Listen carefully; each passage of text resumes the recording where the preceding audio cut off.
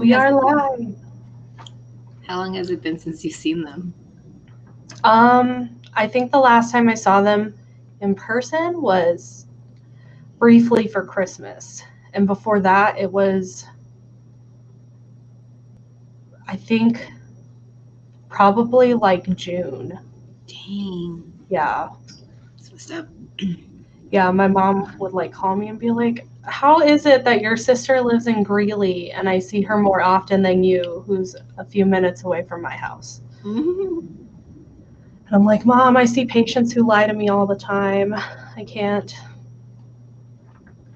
I'm trying to stay away from my cat. I don't want her to get hair on me. Kind of hard to stay away from her when she's on top of you. Well, like she's on a blanket. I always have this blanket here, so if she wants to jump up, I can just put it on my lap real fast.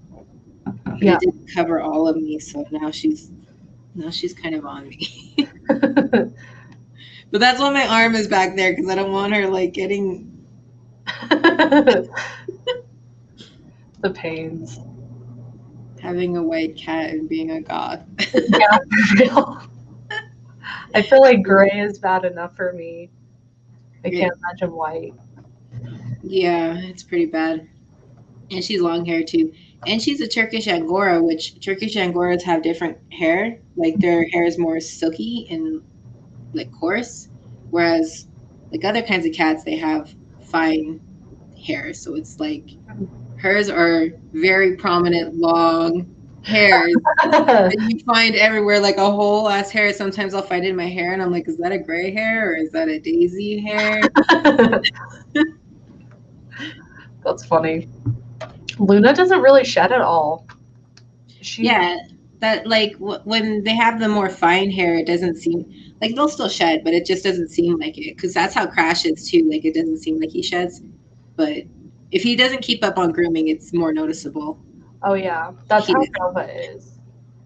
Nova's got really long hair. I have to brush him, especially lately because of the season changing. He's just like leaving hair everywhere. Yeah, Crash has dementia now, so he doesn't groom himself that much anymore. Poor baby. Yeah. It was weird when we found out. Okay, so like he hadn't been using the litter box. He just was like going potty outside of the litter box. Mm-hmm. And so for a while I was like, I think there's something wrong with Crash. He's not using the litter box right. He just keeps pooping outside of it. And then he started peeing outside of it. And I'm like, we have to do something. Like, I don't know if he has a UTI or something. Like, I'm tired of cleaning up pee.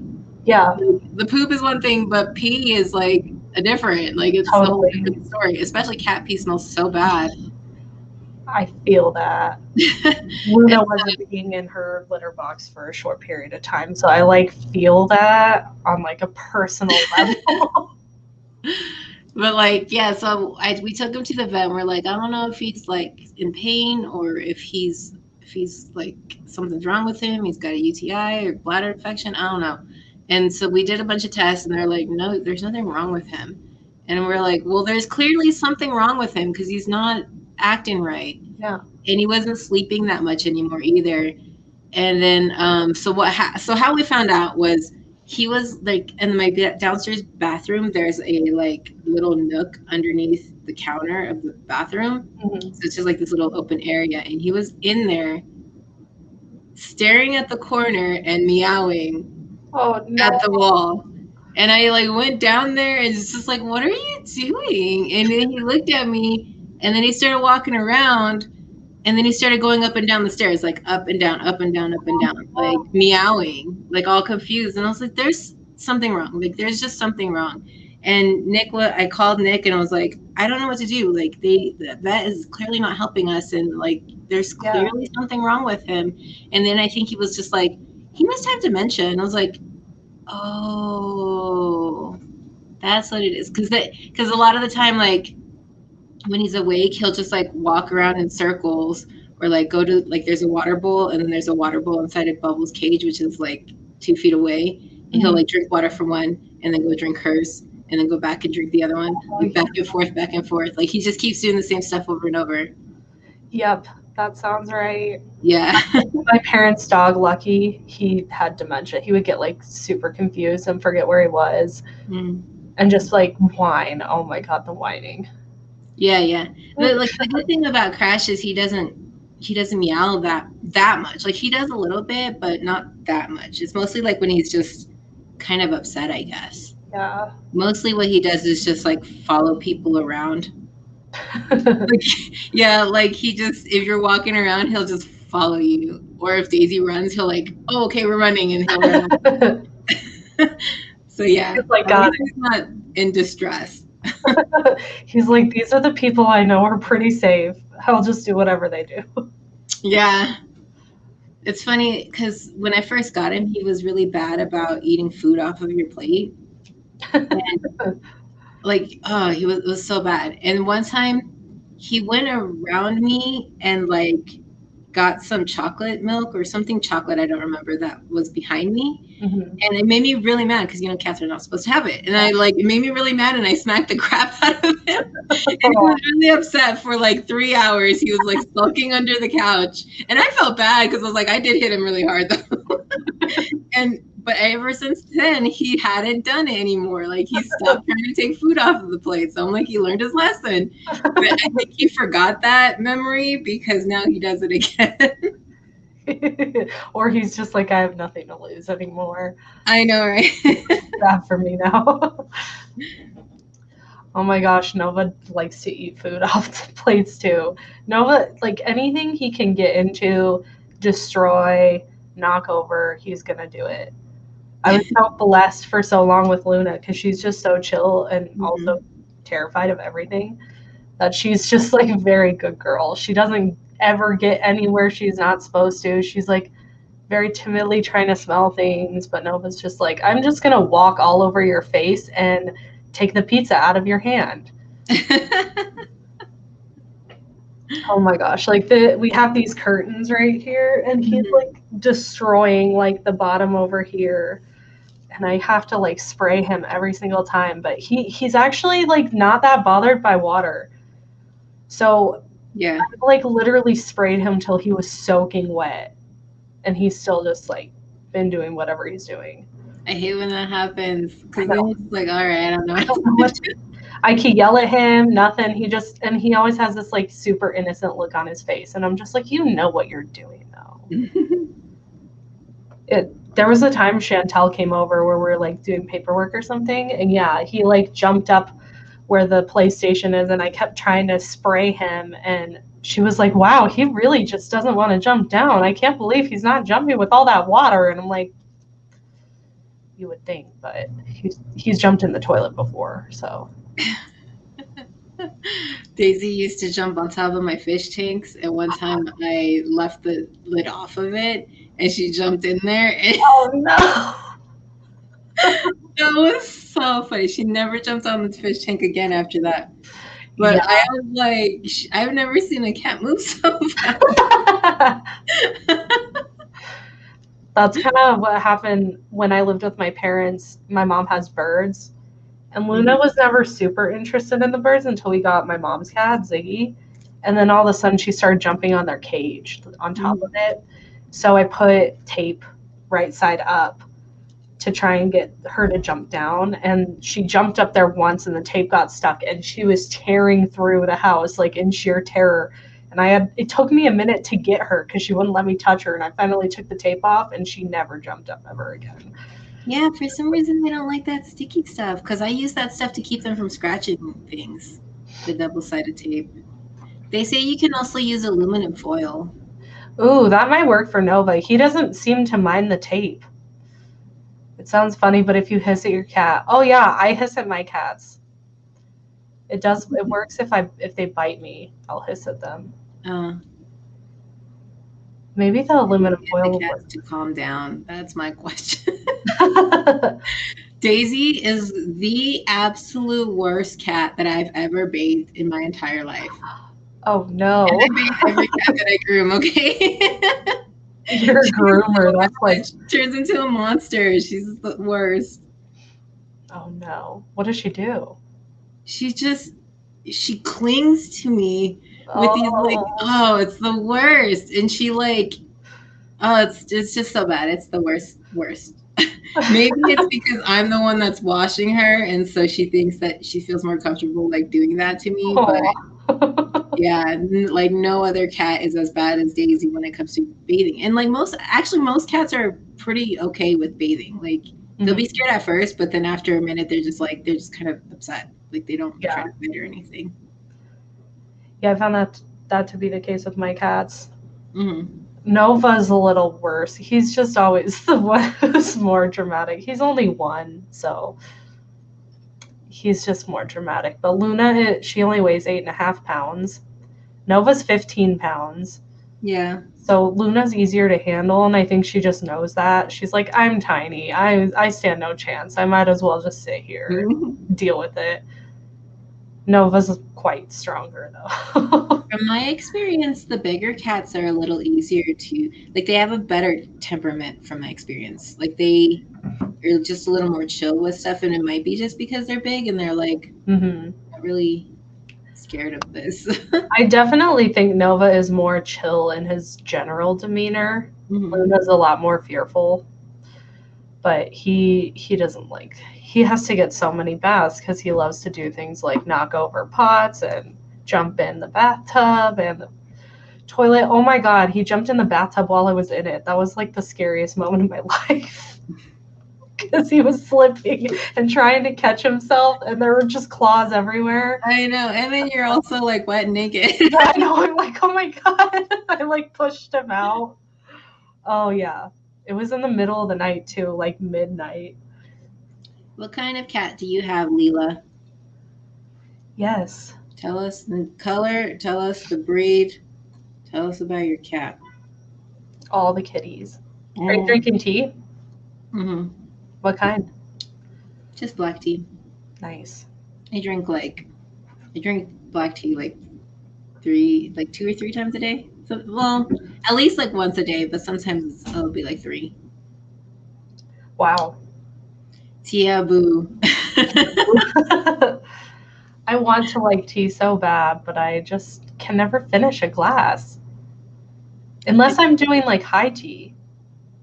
Well, I put milk in it. I'm not a big milk fan. Yeah. I don't know. Maybe I just need to adjust it. Ooh, 3 sons. 2 black, 1 silver tabby. You foster. Aww. I've thought of fostering cats before, kittens before. I would have to wait till Luna's not in the picture, though, because she's not very friendly to other cats. Yeah, some cats are not good with it. That's how Daisy is, too. Do you like fostering? Okay, wait. What are your cats' names? True. Cats' names are always the best names. My friend Carla has 2 cats. They're like everything to her, but she hasn't named either of them. And I'm just like, but why? My assistant said that they didn't name their cat either. They just call him Fat Cat. And it's funny because my other assistant, Danny, she's like, yeah, my friend, she has a cat named Fat Cat. And I'm like, wait, that's Eric's cat's name. That's so weird. It's a Bobbin, Pintuck, and Thimble. That is so cute. I love those. Oh my God. That's so cute. Cute. So clearly you sew stuff. Do you make Lolita? Oh, yeah. I'm always amazed when people make Lolita. I'm not that good at sewing. Same. I think that I could figure it out. I can't figure out how to thread the sewing machine. Like I can't remember how to do it, and I just haven't gone around to like figuring it out. So that's why I haven't sewn stuff in like years.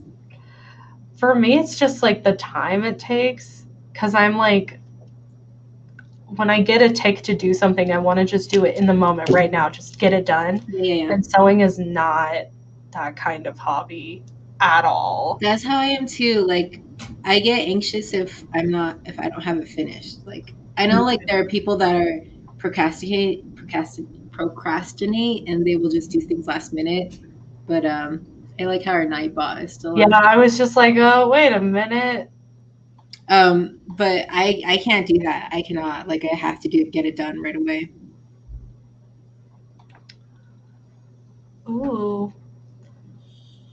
Old school black and white lace pieces. I've been really highly considering making my own headdress because I really want a black and white one.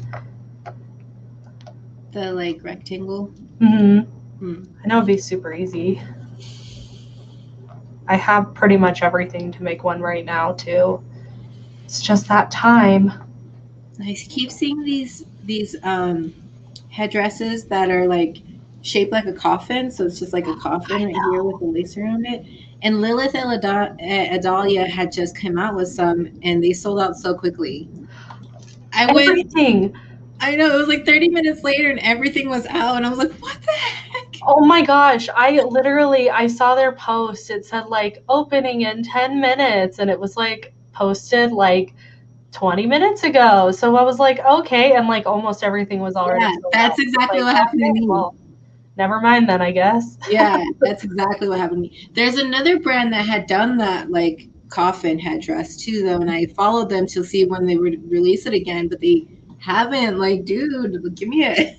I know, it's always so hard with those small brands too, because they just like have the best stuff, but they like don't have the ability to just mass produce, and I'm just like, yeah, because Lilith and Adalia only has 2 people working.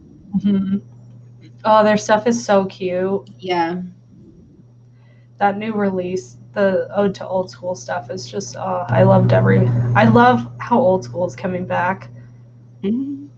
I've always really liked Old School, but I don't know how to do it. I don't feel like it ever really looks very good on me. I feel like you could rock it. I feel like you could rock anything, personally. You have such a killer style. I'm always just like, damn, Nicole did it again. Amazing. Every time. I'm trying to figure out how to turn off the Nightbot, but there we go. Or maybe not. Oh, yes. Okay. Well, we shouldn't have it telling people to take that survey anymore. That is closed, or should be closed.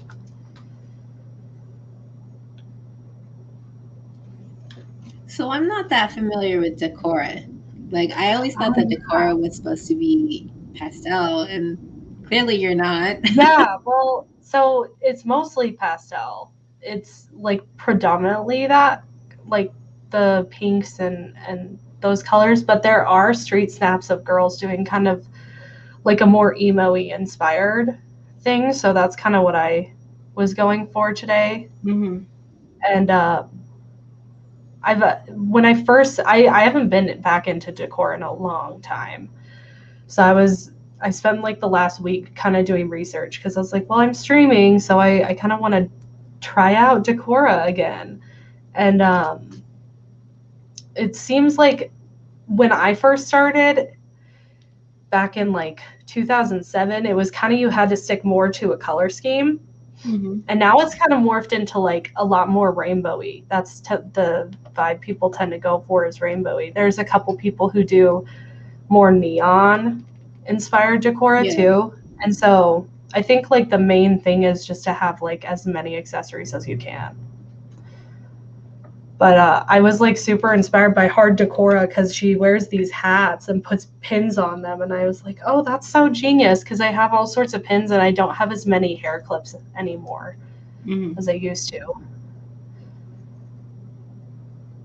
Yeah, when I first started doing Cult Party K, it's a lot different than it is now. And so when I first, like recently when I started doing it again, I had to look at pictures of like, how are people doing it now? And it's totally different. Like, because before when Cult Party K started, it was mostly like very light colors, like white and beige and ivory and stuff like that. And then pops of red if there was any color. And now people just use like pretty much all pastels. So yeah. Like, okay, I mean, that's different. I always love to see like more like old school Cult Party. Yeah, old school Decora. I don't even think I could do old school Decora. I have like none of my old stuff. I was thinking back and I was like, man, when's the last time I wore Decora? I didn't even know it was going to be my last time. I just never wore it again. Yeah, that's how it was for me with Cult Party as well. Like, I just stopped wearing it randomly, and I was like, oh yeah, I used to wear that. And then I started, like, I wore it like once or twice, and then I stopped wearing it again. It feels like a commitment, and that's what I always have to prevent myself from thinking. Like, I don't have to dress this way. This is doing for fun. I do like the Decora vibe I have though. I didn't know what makeup to do when I was like first doing Decora. My makeup was a disaster back then. I really love your makeup today. Oh, thank you. I love how you did your eyeliner. Thank you. I kind of wanted to do almost like a little Gyaru look, but like also like the blush of like Menhera. I was like, I'll just experiment. It was fun. Ernesto was like, oh, you look good. I was like, thank you.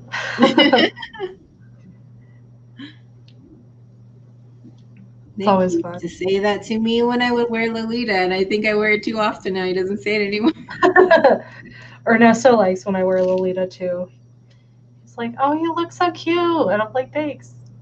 Yeah, he would always be like, you look really pretty. Like right before I left, but that like I said, like I guess I wear it too often now that he's like, yeah. Oh, okay, she's doing something. I feel like I do wear Lolita more in quarantine than I did when we had real life meetups.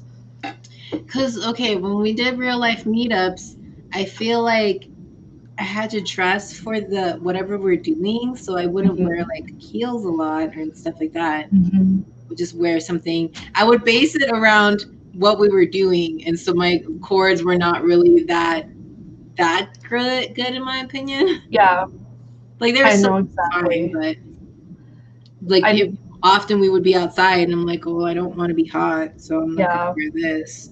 Well, our meetups go so long. We love to just like do the most, so I would just really wear the same 2 pairs of shoes because I have bunions. So if I wear like super high heels all the time, how long does it take you to get a whole cord together? Are you asking me or Nicole? For Decora, for Lolita, I just throw it together usually. Okay, wait. So is the question, how long does it take to get ready, or how long does it take to make just the cord? Because for me, the cord, same thing. I kind of just throw it together because I usually at least have an idea of what I want to wear like the day before. I'm in the same boat. I usually know the dress or the skirt that I want and like a general idea of the blouse, and I just throw together the accessories. Yeah, that's how I am too. Like I have a general idea usually. Today I was gonna wear this little, I have a mini Mickey Mouse necklace, but I couldn't find it. Oh man. Yeah, I don't know. Like I don't know why I'm missing accessories. I don't know if it happened when we moved or something, but there's like this Cult Party case stuff that I can't find. I'm really upset because one of them is this little ghost pin and it's made out of felt and it's just so cute, but I cannot find it. There's one that's a heart as well, like a felted heart, and I just can't find it. Like she answered. I feel like my makeup takes forever. Yeah, same. That's what takes the longest for me too, is the makeup. So like I can get dressed in Lolita in like 20 or 30 minutes, but then the makeup takes like an hour. I pretty much do my makeup every single day. So if I'm doing the same kind of thing, my makeup takes about 30 minutes or less. I'm very quick at makeup. But if I'm experimenting, it's a little longer. Makeup. I never wear makeup, to be honest. Yes. I got like, get this coming out of the way, I guess. Yeah, it's like a Minnie Mouse dead Minnie. I love how you do your hair for it too. Today? To look like ears almost. Yeah. Very cute. I had to use those like Priscilla rope things? Do you know what I'm talking about? No. Yeah. Okay, like it's like a string, and it's just like curly pieces of curls. Oh. Yeah, so I had to use that to like wrap it around because my hair it's cut uneven. It's like short on one side and long on the other side. So I can't do pigtails anymore. Oh yeah. Well, I mean, you could and just be a look.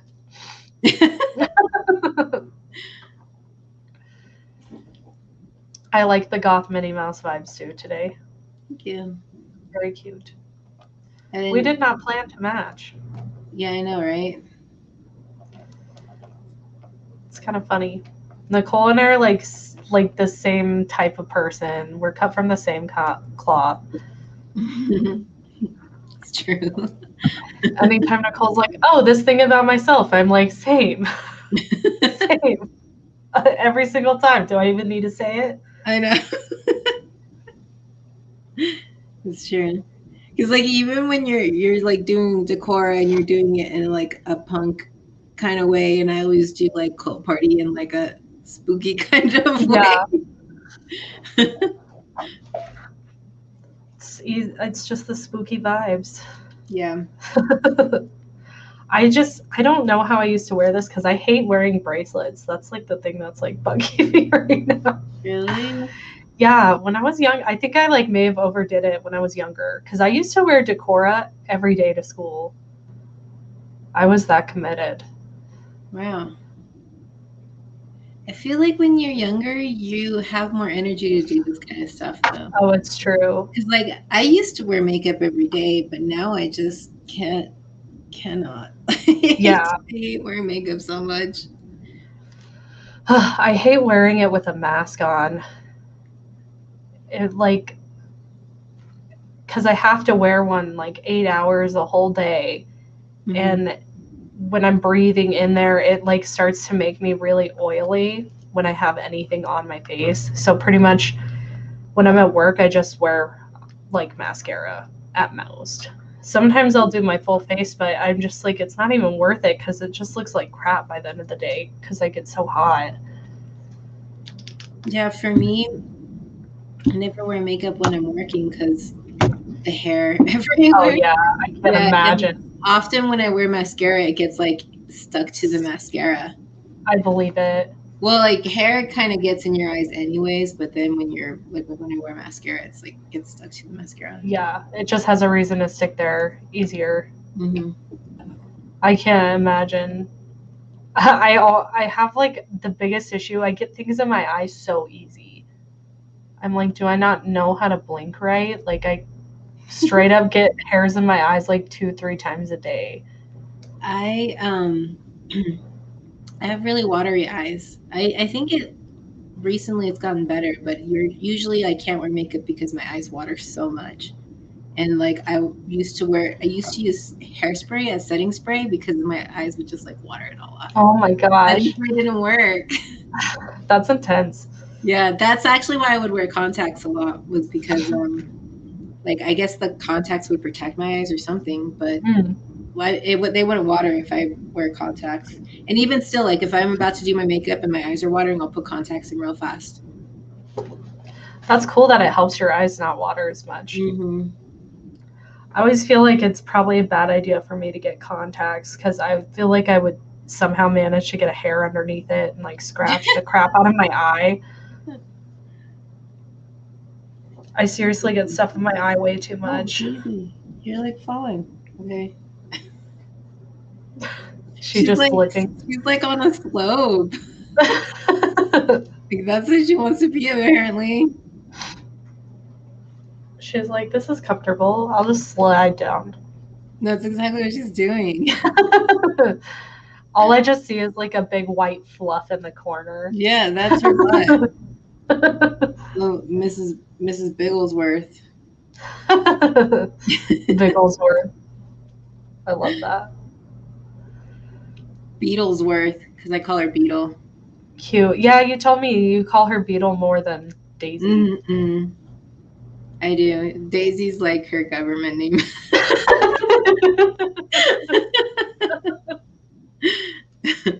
I don't even know how we started calling her Beetle, but like after a while we started referring her to mostly as Beetle, like when we talk to each other. And then she started she was answering to Beetle anyways. So it was like, dang, I guess her, like, now I sometimes will put down Daisy Beetle on some of her stuff. Cute. I love that. Daisy Beetle. I call Luna Bug, and I call her Bug a lot. That's funny. I'm just like, Buggy, come here. I think my mom invented that because she would call her Loon Buggy, like a dune buggy. Oh. And it just fits. She's just very bug-like somehow. For Daisy, I think it was like, I used to call her Dweez or Days. I think I was calling her Days or Dweez. And then it became Weedle, and then it became Beetle. I think that's how it was. The transformation of a pet nickname. Yeah. Does Crash have nicknames? Yeah, actually, we also call him Bodie. Bowie. Because it was like, Crash, and then Crody. Yeah, we would call him Crody, and then it became Bodie. What about Bubbles? Normally we call her like any variation of Bubbles, so it's like Bubs, Bubby, Bubbas. And then we also call her Chubble and Grubble because she's just disgusting. She's for real just nasty. What a clean name for a nasty dog. Like soap. Yeah, because she's like she's just really gross. She's like the grossest dog ever. But yeah, so very often we're like, she's grubby right now. I need to give her a bath. She's grubby. I love that. Ernesto has like the funniest nicknames. He started to call Nova Monkey because when he was a kitten, we have a cat tree and it has like levels, like you could go up almost like they were stairs, but he chose to go the hard way and like crawl his way up like the pole to get to the top. He never would go the easy way. He'd like crawl up like a little monkey in a tree.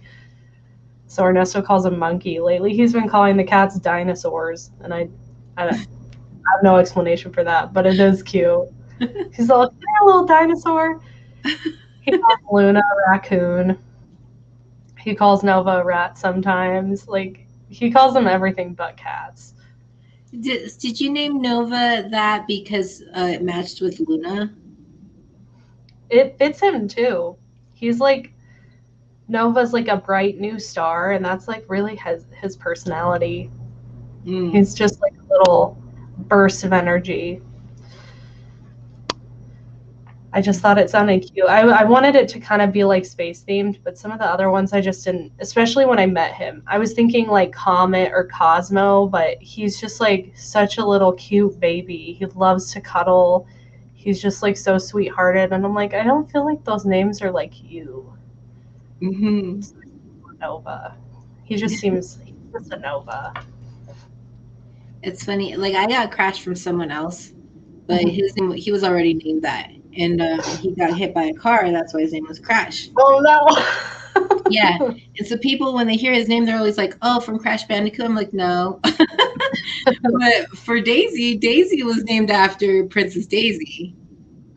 She has like yellow eyes. And so like, that's why I named her that. But Bubbles, I don't remember how I got. Oh, Bubbles. Oh, my ex wanted to name her something with the L-E, like Puddles. Like pickles or puddles, and so I was like, what about Bubbles? Because it's cute, you know? Yeah.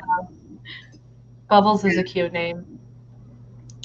My sister named Luna, because I got Luna as a kitten and I got Nova as a kitten.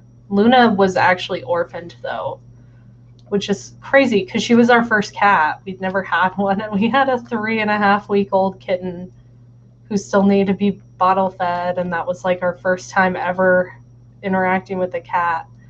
But we were thinking of naming her Olive or something like that, but my sister was like, let's just name her Luna. And I'm like, oh yeah. Sailor Moon, Harry Potter. It's just, I love the moon. It's just like a cute, easy name. And now everybody's animals are named Luna. I know everybody has an animal named Daisy. That's such a common name. Yep, I have a bird named Daisy. Yeah, I've never met I don't think I've ever seen another animal named Bubbles. Or I think there was one that was supposed to come in once at the other salon and it never came in. Mm-hmm. So I've never met another one named Bubbles or Crash. But Daisy's like everybody's named Daisy. Yeah. You gotta have one with a basic name. Yeah, I don't think I've met another Nova animal. Aw, she's so cute. You gonna leave? What are you doing? She looks so soft. Yeah, she has very soft hair because it's like I told you earlier, it's like silky. Mm-hmm. Bless you. Does she stay white easily? Mm-hmm. Nova's nose and his paws are white, and it always amazes me how clean he's able to keep them. Are you okay?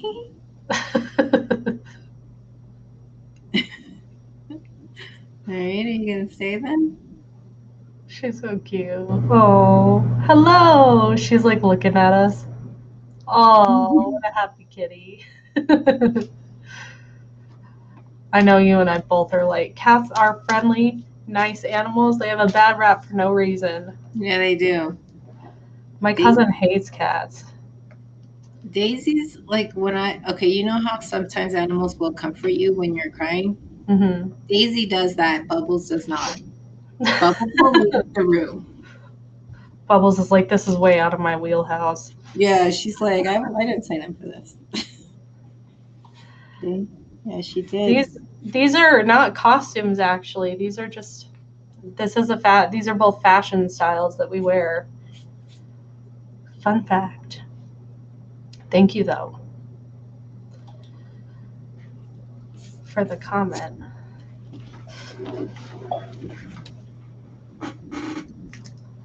What was I going to say? I totally got distracted by that. Well, it's gone forever, I guess. Cats are friendly. Yes. Oh, yeah. So we're on. A lot of people think Luna is mean because she's really, really, really timid. She's just like afraid of everything. Tough love from Bubbles. Yeah. But she's definitely like my little emotional kitty. Whenever I'm stressed out or upset for whatever reason, Luna's right there. Mm-hmm. I'm like, it's because she understands. Bubbles is like, fuck this bitch. No, she doesn't. Bubbles doesn't even like to cuddle or anything either. She's just like, if you start, she'll like look at you, and if you keep going, she leaves. I mean, Daisy's kind of like that too. Like she's on her own terms, but I think that Daisy's more cuddly than Bubbles for sure. That's funny. Luna, actually, both of my cats are. Bubbles doesn't like to be like held or anything. Like she's a weird dog. That is kind of unusual for a dog to not want to be pet. Mm-hmm. I mean, that's fine. I used to have another dog. His name was Pillow, and he always wanted to be on my lap. And that was really annoying to me. I like, give me space. Like, go away. I'm the same way. Luna and I do so well because she doesn't love to be pet. It's very like, it has to be in the bedroom with a very specific blanket there, and like the weather has to be just right. But Nova's like a little love sponge, so that's at least good because Nova's like always wanting to cuddle at all times. I'm okay with it sometimes, but sometimes I'm like, dude, get off me. Yeah, that's how bigger cats are. Like, bigger cats are more friendly, I think. I feel like the same is true with dogs for me. At least the dogs I've met. Cats or bigger dogs are more friendly? Yeah, I feel like they tend to be like lazier, depending on the breed, but really lazy and chill. Yeah, I was gonna say it depends on the breed. Because like Australian Shepherds are very, very, pretty much any kind of herding dog is very active and wants to go do stuff. That's true. but then like also friendliness, like for example, huskies aren't really that friendly in my opinion. I agree with you completely. I was bit by a husky. That's the only kind of dog I've ever been bit by. Okay, my assistant told me the story about how she had a little dog. It was like a Maltese mix or something like that, and that it got ripped apart by 2 huskies. Oh. Yes, because we were doing a husky one day, and she was like, I was like, I don't really like huskies that much. They're just like, I don't think people really know how to take care of them that well. She's like, well, I've never really liked huskies because they killed my dog. Oh my god. Yeah, she was like 6 when this happened. Imagine like seeing your dog being ripped apart. That's like traumatic. literally ripped apart, like guts were hanging out. Oh my gosh, that's horrifying. Mm-hmm. The worst that happened to me was my snail ate my fish, but dang. Your snail ate your fish? Yeah, the fish died and the snail, we had like a snail in there and it started decomposing, which was fine. But when I was like 10 and seeing that, I was horrified. I was like, I thought you guys were friends. How are you eating one? I don't know if I can remember. And one time I saw, no, I can't really think of anything that like when I saw as a kid that I was like distressing to me. Mostly it was like videos online. Oh yeah. Before there was a lot of censorship. Definitely. There was in my old neighborhoods, there was like a dog that had died on the corner and it was there for a couple days. That was also like upsetting to me as a kid. Like I remember seeing like a dead cat in the road once. Like I remember seeing dead animals. I don't think it really bothered me that much. Yeah. I think it's more for me like when watching it like kind of decay. That was like and my fish was like in shreds in the tank. It was really gross. It was like so nasty and oh god, there were pieces everywhere. I don't even know how that happened. Must have been there a couple days and you guys didn't notice. Yeah, it was right by the door too, like our front door. So I had like gone to school and didn't notice and came back. And that was the first thing I saw. Mm-hmm. It was crazy. Videos online though, there have been some videos online that were horrifying that I've seen. Yeah, I remember seeing one where this lady was like squishing a puppy with her foot, like it was a high heel. Oh my god, really disturbing to me. And then also around this time, the same friend with the husky incident, I guess her mom used to own a video store, and so she had all these movies called Faces of Death, and she showed them to me, and some of those were really disturbing. It was just like things dying. Yeah. Were being killed. And there was one where this guy jumped off a building, and that was disturbing to me because of the way he moved when he jumped. Yeah, that would be really freaky. Yeah. Oh my gosh. So I'm just going to say trigger warning for anybody who doesn't want to hear about dead bodies and death. Leave now or forever hold your peace. I toured I wanted to do forensics toward the end of my degree, and then I decided to change, but I was touring a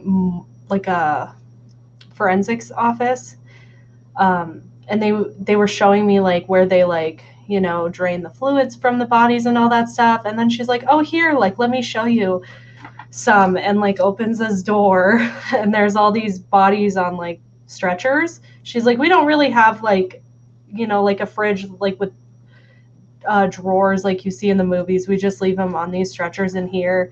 And she is like, let me see if I can find an example to show you like the T-scar. And the first one she opened was like a really, really, really like horribly decaying body. Like it was black and purple and like there was pus in it, and I was not prepared. It didn't freak me out, but I was just like, I didn't expect when I was touring this place to see that like that day like at all. It was kind of shocking, but I was like, oh, maybe I could like work with dead bodies, because I wasn't I was just more taken aback because I wasn't expecting it. She wasn't either. She was like, "Oh, I didn't realize this was this one," and moved it to the other one. It was crazy. Yeah. Was it one that they were going to like cremate? I think they were still trying to figure out what happened because it was like the forensics where it was part of the like police station. So they investigate any deaths that were in like a hospital situation or a hospice, and anybody who is like below a certain age, they would do like a full workup. So I think they were still working that person up, and then whatever the family decided to do, I assume they would cremate that person because there was no way. Yeah. And they told me that some people like who usually like get to that state don't have family and stuff, so it's really sad. I'll be right back. I gotta blow my nose really bad. Beetle. Come on, Beetle. Come on. Come on, Beetle. Come on. Come on. There you go.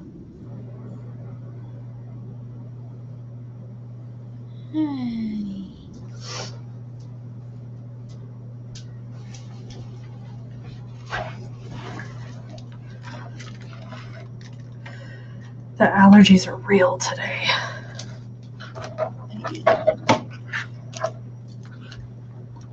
She came back. She's so cute.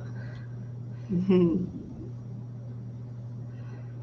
Both of my kitties are laying in here with me. They're just on the chairs over there. It's very cute.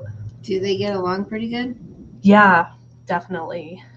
When we were living with my parents and my mom got her cat Ziggy, Luna and Ziggy did not get along at all. They were like yowling at each other all the time, and like we'd have to like break up cat fights.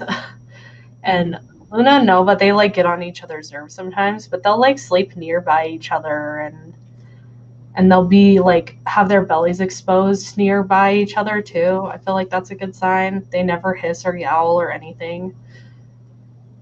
I think. Yeah. I'm sorry. Go ahead. No, you're fine. I think Nova or Luna and Ziggy were too similar.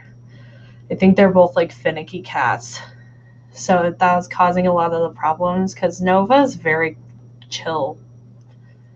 And so I think that's what probably helps that Nova's still really young. That too. And he's kind of his life has been always learning to adjust with Luna. Mm. When I told my mom, I was like, I'm gonna get another cat. It has to be a kitten because Luna's a hard cat to work with. She just is. Daisy doesn't really like other cats. So Daisy and Crash used to fight a lot when we first got them. Well, when I first got Crash. They don't fight that much anymore, but that's only really because Crash has dementia. he's just like, what are we doing? Like, I don't understand. Yeah, like she'll start like bapping at him, and he's just like, why are you doing this? How old is he? I don't know. I think he's probably like 13, 14 maybe. Oh, okay. How old is Daisy? Like 10 or 11. Something okay. Like that. Luna is 7, and Nova just turned 1. Yeah, all my animals are old.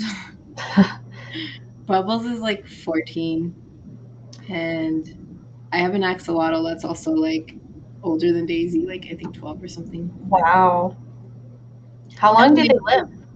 Huh? How long did like 15 years. Oh, okay. They live like 10 or 15 years, but I don't like. I've been expecting this axolotl to die for like years now. He doesn't look good. He's like really skinny, and you know how they have the like frills.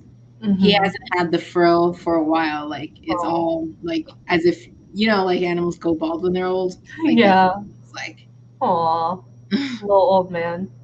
Yeah. So I've been expecting him to die for a long time. I got another one to replace him, a baby, and that one grew up and was big enough to be in the tank, and he's still alive. That's always so funny. At least that's kind of a good sign that you're a good pet owner. That's how I take it. Yeah, because I had 2 other ones, and first those died like mysteriously. One got, I think, a kidney thing because it got all swollen and just like I was like, oh shit, and then I pulled him out and it was like practically dead. Aww. And then the other one, I don't know. We went away. Like I would leave my axolotls over the weekend quite often because they don't eat that often. I only feed them like twice a week. Mm-hmm. But so I left them over the weekend, and then you came back, and then one of them was dead. I don't know what happened. No. Yeah. You're like, I guess that was that. That was sad because that was actually my favorite one. Aw. I killed mine and my sister's betta fish somehow. I still don't know what happened there. Betta don't live very long anyway, though. No, I had mine it was definitely like something that happened because they both died at the same time after I cleaned their tanks. And I had done it a million times. I think mine I had for a year. And my sister's very similar, and just one day I was cleaning her tank and I was like, hey, do you want me to clean yours too? And she's like, sure. Within an hour, both of them were dead. And I had done everything right with the water and the temperature of it. I don't remember now because it was so long ago, but there was no real reason why they should have died. It was very upsetting. I was like, what did I do? What did I do wrong? My mom and dad were like, well, maybe it's just the chemical makeup of the water today was just bad. Yeah, that's what I was thinking too. Sometimes the faucet water can change. Mm-hmm. That's probably what it was. Fish are hard though. Yeah. For my saltwater tank, I use it's called Rhodey water. So it's reverse osmosis. Reverse osmosis distilled water, something like that. I forget what it's called. But yeah, so basically it's water that has nothing in it. It's pure water. And then I use that and mix it with the salt. And the salt has all the minerals and everything. Mm-hmm. That's good. Yeah, because for freshwater fish, you can't use straight up reverse osmosis water. You have to use you can if your tap water is really dirty, you could use that, but you're supposed to use some regular spring water or freshwater, tap water, something like that, because it needs to have some minerals in it. Otherwise, it'll start reverse osmosising the minerals out of the fish. Oh God. Yeah. Yeah, that's not good. Yeah. I think that's not osmosis. I was like, is that reverse osmosis or is that just straight up osmosis? If the minerals are leaving the fish, but no. Or maybe it is just I think it is just osmosis. Yeah, when they're just taking I think it is osmosis. Osmosising the minerals out of the fish. That's crazy. I took a whole aquatic biology course learning about all the different types of water, freshwater particularly. We didn't do any marine anything. That was a hard class. It was there's so much that's very complicated about lakes and streams and bogs and swamps. It's very fascinating though. Yeah. I had seen this commercial. It was an advertisement on Facebook about, I want to say they were trying to sell something that, was it a purifier or something like that would remove chemical minerals out of your tap water when you're showering or something like that. And there was so much about it that was wrong, and I was like I know you're trying to sell this product, but you're lying straight up on some of this, and people don't know because they're I only know this because I do fish stuff. But yeah. Oh my gosh, I hate stuff like that. I've seen this meme going around that's Venus flytraps could get their nutrients from the sun, but they choose violence instead. And I'm I understand this is a meme, but also that's not why they eat bugs, y'all. they do get nutrients from the sun. They don't get nutrients from the soil that much. Yeah, what they are getting is nitrogen from bugs, which they can't get from soil. And I'm just like, ooh. Yeah, I've never been able to keep the Venus flytraps alive. I didn't include it in my little Gothic garden. Aww. I can't keep them alive. I think part of it is because Colorado is really dry and Venus flytraps like the humidity. Yeah. I've kept one alive, but then I moved and it died through the move, which doesn't surprise me. They're very, very finicky. They really are. Like the first one I had, I didn't have enough sun for, I think. And then the second one, I gave it too much sun and it like shriveled up. Oh no. I don't know. I didn't live. But also partly I think the humidity has something to do with it. Because I don't think I'm not very good at watering plants. I need plants that don't need a lot of water. That's me. That's why we only have succulents right now. Yeah, and then succulents, like I don't know why I can't get them to grow. I can't give them enough sun. They always like are reaching for the sun, and then I'll trim them back so that they're not so leggy. And then when I trim them back, that's when they always die. So I don't know if maybe I just don't do it right or something. Yeah, I just leave them. All my succulents I just barely pay attention to. And they do all right. We had one that was growing flowers from it, but then that was the one that Nick was overwatering. And it was growing flowers, and he's like, see, it's supposed to have more water. And I was like, okay. I'm like, be careful, though. You're going to kill it. And then he ended up killing it. There's such thing as too much water. Yeah, I showed it to him because it was like losing all the little leaves, right? And then like where it lost the leaf, it was all black. And I'm like, see, I showed you, like I showed him, I'm like, see, this is what I'm talking about. Like it's got rot on it now and it's dying. Sad. My mom was just asking me what I want for my birthday. I was like, plans. Easy plans. Maybe. I don't know. I don't have a great track record with keeping plants alive because I always just forget I have them. What I do is I have one plant that gets like wilty or droopy when it needs to get watered, and then when that one needs to get watered, I just water all the rest of them. Oh, that's smart. Yeah. What droopy plant? The one that I have is the prayer plant. It like has purple on one side of the leaves, and the other side is like striped. But then it like closes its leaves at night, so it goes like this. But when that one is like when it needs water, it starts getting droopy. Ooh, that's good to know. Yeah, and like I had that one downstairs for a while, and I don't go downstairs that often. And my plants started doing really badly because I didn't see that one. I was like, oh, that's the one that I used to like know about the other one, so I should bring back up here.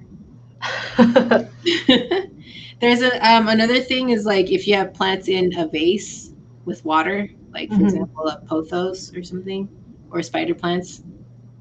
Whenever the water runs out on the vase, that's another thing that I'll use too. Oh, okay. Writing down all these tips. Yeah. Gothic garden part 2. Man, when you were saying the petunias get nasty, I was just like, oh my God, I agree. I had petunias last summer and they were just like the biggest pain in the ass because they would like the flowers would wilt so easy, and then I'd like cut it off and it'd get all sticky, and there were like little mites on mine too. So I was spraying it with soapy water, and then eventually the thing just ended up dying. I was like, man, I don't even know if I want petunias anymore. That was not worth it. I really like petunias, but yeah, they are smelly. I think they stink really bad. I didn't notice a stink. That's good at least. I think petunias do better when they're outside, though. Yeah, mine were on my patio. Hi, baby. I also like fake plants, so that's at least good. I wish one of my kitties would lay on my lap. I'm just watching you pet her, and I'm like, oh. I know. Mrs. Bigglesworth. She's so cute. She looks like she has a lot of whiskers. Not more than the normal cat, I don't think. Nova has hella whiskers. He's got them out of his eyebrows and like so many whiskers. Crash has really long ones, and they like get all twisted and curly, like villain. That's probably how Nova's gonna be. Luna's got like really short ones. She's just like very small in general. Mm-hmm. But Nova's like. They say that the whiskers are as long as their body width. Yeah. I don't think that's true. I don't either. There's no way. Otherwise, really fat cats would have longer whiskers, but they don't. Yeah. She's done. Yeah. That's that. She might come back. Yeah, Nova's whiskers are way longer than his body width is. He's like a very long, skinny guy. But he's got like whiskers for days. When he was a kitten, it looked so funny. He looked like an old man. Because Crash's whiskers sometimes come in white, and because he's black, that's really funny to me. Because he'll have just like one really long white whisker. That's cute. Luna's are like tan and black, and Nova's are all white. His eyebrow ones are so funny too, and he like his face is very expressive. Mm-hmm. He'll be like with his eyebrows all the time. It's so cute. I'm always cracked up. Like he'll look all concerned, and then like with his eyebrow whiskers are super long. It's just hilarious. It's funny because Crash is not expressive at all. Like I used to think he's like Garfield face because he's always just like half opened eyes and just like looking at you like. Yeah, so I always called him Garfield face. Garfield face. That's cute. That's like such a cat thing to have either a Garfield face or not. It's always funny to me because like Nova does have such an expressive face that whenever he's doing something bad and he gives me this innocent look, I'm like, don't act like you don't know what you're doing is wrong. Mm-hmm. You know. He tries to act all innocent. Like, you're not innocent. You're a bad cat. You're a troublemaker. He's always committing crimes. Today, Luna was like trying to cuddle with me, and she is so scared. She like never cuddles, so she was like purring and like kneading, and I was like, oh. And Nova jumped on top of her. Aww. While she was cuddling, so she like ran and got all freaked out, and I was just like, oh my god, Nova. Daisy always used to do this thing when she was little where she would like try to jump on. She still kind of does this, where she jump on something and miss and then get really embarrassed. She would like be like, "Oh, Daisy, you okay?" And then she'd like run away. She's like, "No, I wasn't trying to do that." You didn't see anything. That's so funny. When Luna was a kid, my mom has like this big mirror in her room. And Luna was on like the edge of my mom's bed and like went down and did the little butt wiggle and like jumped full force into the mirror. I think she thought it was like a window to a different room. It's really funny. Daisy used to do this thing where she would meow like, right? And I used to say it was like she was like saying Flavor Flav, but Daisy Days. And, like we made fun of her too much, and so she stopped doing it. Like she's very proud. Like she gets embarrassed easily. She's a little bashful cat. She's like no. She's like a teenager. Don't look at me. Pretty much. That's so cute. I love that. Luna does not like to be watched while she eats. Everybody has to be like gone so she could eat in peace. It's really funny. Like when I feed them, Nova's like trying to knock the food out of my hand. He's like so enraged with like hunger that he's just like, give me the food right now. Like he's so crazy. And then Luna will be like standing like 10 feet away from it and like will kind of smell it and only come up if like nobody's looking at her. And if I'm like, oh, good girl, Luna, she'll run away from the food. I'm like, oh my gosh, it's not that serious, Looney. Well, when Daisy was younger, I could feed her anything and she would eat it. But now she's really finicky, and I can't get her to eat pretty much anything. Like, she won't even eat wet food. Oh my gosh. She only eats dry food. She'll eat wet food sometimes if, like, we'll open it up for Crash, because he doesn't have some teeth. So we just feed him wet food now. But, like, yeah, if we open it up for Crash, sometimes she'll want some. But more often, she doesn't want it at all. Aww. My cats are not super picky with food, but they love wet food, and they now at this point will only eat any fish. They don't really like chicken or turkey anymore.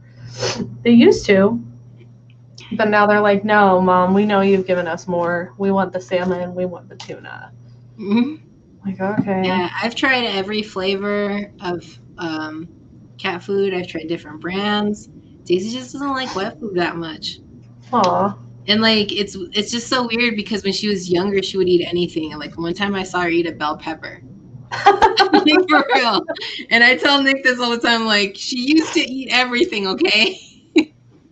And when he and I first started dating, she would eat really, like, crazy. Like, she'd go, like, she would snark, like, snark it down. What is it? Snarf it?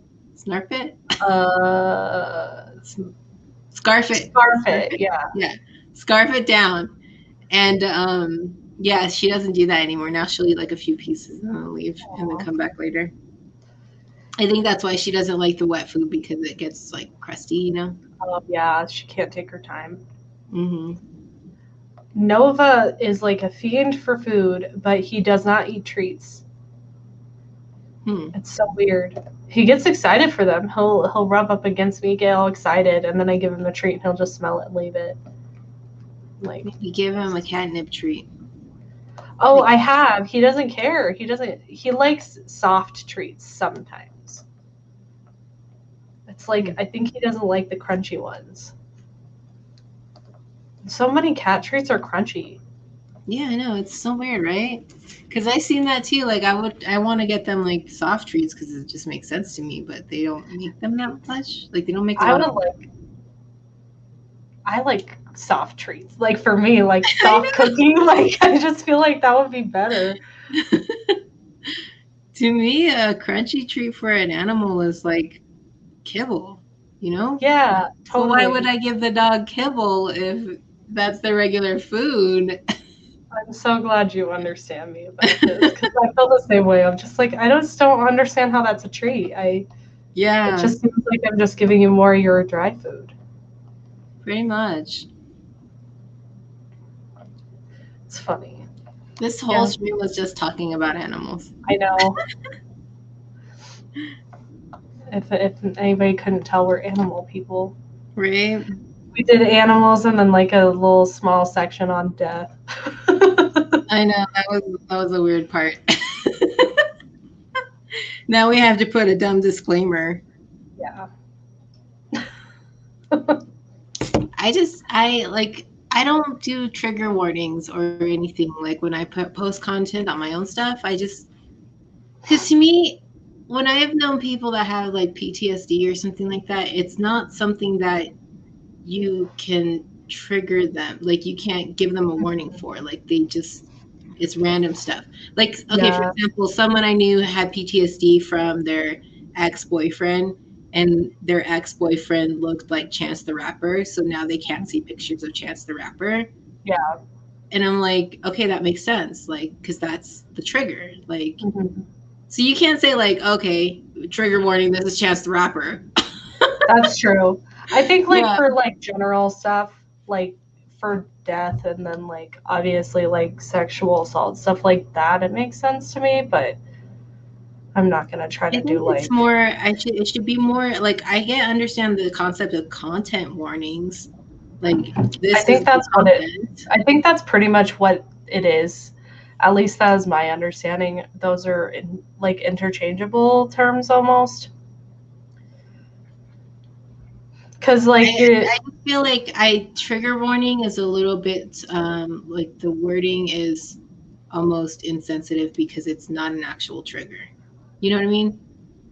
Well, it could be a trick. I think some things are actual triggers. Like a lot of people they don't want to hear talk about death because it causes them like super severe anxiety or whatever. Hearing about that kind of stuff like in details is triggering, but for me, like the way we used it in my creative writing classes, content warning and trigger warning were used interchangeably.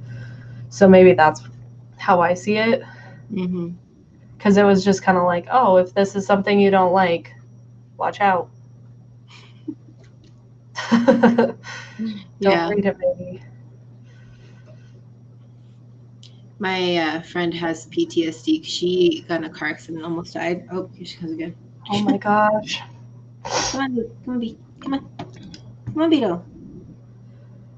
Yeah, so she got in a car accident and almost died, but now like her trigger is, what was it? It was like being in the passenger. Oh, when you're driving a little too fast, that's what it is. Yeah. So if she gets like she's in a car and the car is just going a little too fast, she will start to like panic. I feel that. I like car stuff is super scary to me in general. And like after my sister almost died in a car accident, like same kind of thing. Whenever it's snowy, I'm just like so worried. What happened? Yeah, she was fucked up too. Oh my god, yeah. It was like super freaky. I was falling asleep because I had to work the next day. And like I just get a call from my mom, and she stopped calling me late because I always go to bed early now for my job. And I just answered the phone, and then she was like, "Oh, hey, Ashley's in the hospital. She got in a rollover car accident." And it was just so frustrating because there was not really anything I could do because Ernesto hadn't got sleep for 2 days straight. And so he was like super passed out, so he couldn't drive me. And I don't drive a whole lot, so I didn't feel super safe driving to Greeley to see her. So I was like super freaked out. And then my cousin ended up coming and getting me, and we drove. But it's like, dude, she just got in an accident because there was black ice. Like, now I don't feel like I should drive because what if I get in an accident? Like, a lot of those roads, they don't do a whole lot of care on. It's freaky. There were I think there were at least a dozen car accidents in the same exact spot my sister got in like the 24-hour period from when it snowed. Oh, wow. Yeah, when we called about the car to like see where it was, because we had no idea what happened to like any of her stuff. When we called, they were like, "Oh, which car? What time did the accident happen?" There were a lot of accidents there. We need to narrow it down. And I'm like, that's crazy. Yeah. Well, it was bad. Something there. I know, it was like just one of the like rural streets. And she had like a collapsed lung and like so much bruising, her whole chest and like arms. And have you ever seen the picture of her face? I feel like I might have. I can't really remember though. I just really remember that she had like the cast on her arm. Yeah, her face was like really, really bruised. Like her whole head was swollen. And like the whites of her eyes were red for like I think a month or two. Because like all the blood vessels in the whites of her eyes had burst. She looked very scary. It was right around Halloween too. Yeah, my friend that had gotten in a car accident, she said that, well, first of all, her daughter almost died. Like, she had to relearn how to walk and talk and eat and everything.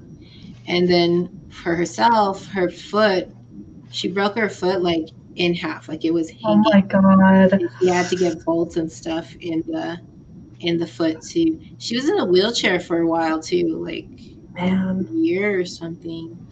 And then she was telling me that she had drop foot for a while, so she would walk, but she couldn't like move her foot, like it wouldn't move. So she would have to pick up her whole leg in order to walk. Oh my gosh. Yeah.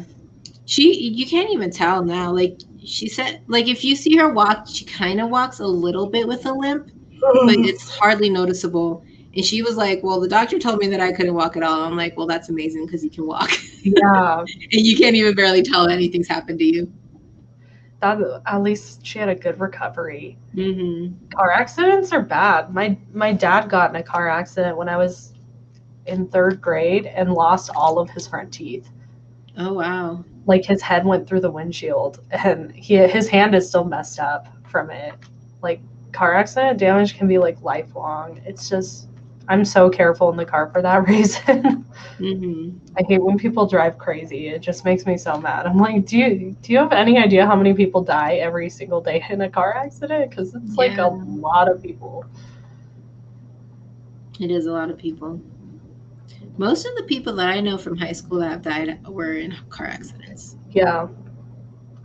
Same here. It's a good amount of people. Because it's like this giant metal machine that can go up to 100 miles an hour. That's really fast. Like when you think about it, it just freaks me out. I hate cars. Do you have a gloomy bear back there? Yeah, it fell on the floor.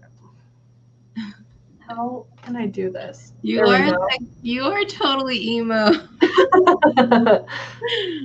Yeah. Man, that gloomy bear. I wanted a gloomy bear for so long. The fact that it's just like on the floor. Just like out. And then that's my hangry and angry. I think that one's hangry from H Naoto. It's like the H Naoto's mascots. Okay. And they also had a hangry and angry band, which had members who were in Morning Musume as the 2 front people for it. Mm-hmm. So I was really into that. And it was super funny because I actually bought that one at Decay, and it was like me and Ray and I think Kim and a couple of us, and the people at the booth told us that they were going to like completely discontinue all of those plushies and that they weren't doing hangry and angry anymore. So we bought them out. We bought all of them and they were expensive. They're like $50 each. Like they're like pricey. We bought them all, and then like they didn't discontinue the plushies. Like it was fine. There was no reason to buy them. But I'm glad I bought mine. Yeah. It's very dramatic though. Yeah, that is. I've never really got that into H Naoto because most of the stuff never fit me. Their stuff is just so tiny. Yeah, for sure. I actually just have my first H Naoto piece, and it's just a blouse. I don't have any dresses, but I was in their fashion show when they were doing and when they came to Indie. Mm-hmm. So I got all this free stuff. I got like a little book and stuff. That's cool. Yeah. So I just I have like 2 H Naoto purses, but that's all I have. I've always wanted they have those cage skirt dresses. Mm-hmm. I always wanted one of those, but they always make them so tiny. Yeah. I feel like there's a lot of gothier brands can sometimes be really not as size inclusive. Yeah, it's true. That's one of my biggest issues because I'm for a lot of the small stuff, I'm just barely too big for it. And it's pretty much my waist. I'm just like, well, sucks to suck, I guess. Well, I got boobs. Yeah. My problem is always boobs. I was really worried that when I got the Sugary Carnival OP that it wasn't going to go over my boobs. I was like, this is taking a chance. This is taking a big chance buying this dress. Hey, was there an AP thing that happened today?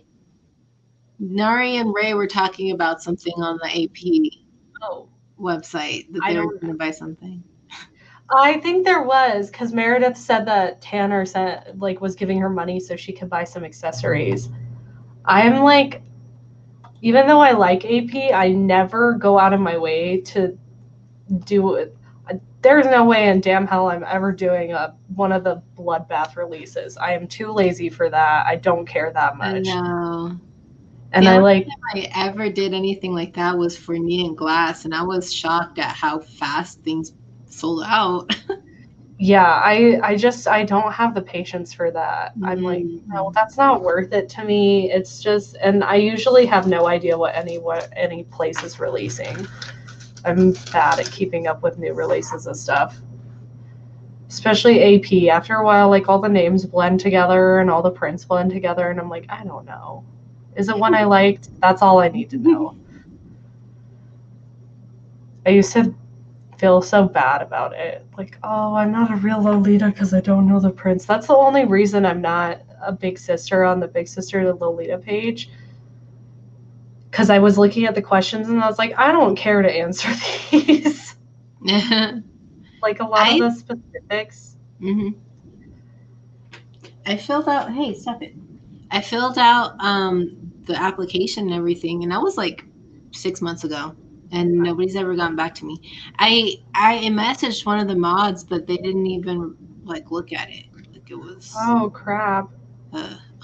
That's annoying. I know that Ray said that it took a long time for hers to get approved. Mm-hmm. I think hers was like 6 months. But then she asked, because Quinn got approved in like 3 weeks or something. Wow. She's like, why did you get approved so quickly? And she's like, well, they said that you can message them if you haven't been approved in 2 weeks. So that's what happened. Like she messaged them, and I'm like, that's what I did. I messaged them, and like, so I got a reply. Jeez, I'm sorry. I wonder if they're just like COVID's just really hitting hard or something. I mean, it's not that big of a deal to me, to be honest. Yeah, I don't really use the. I don't answer the questions that often. They're the ones that come up on the Big Sisters page. Same. Sometimes I do, but usually I'm just like, I know there's going to be people who answer, so.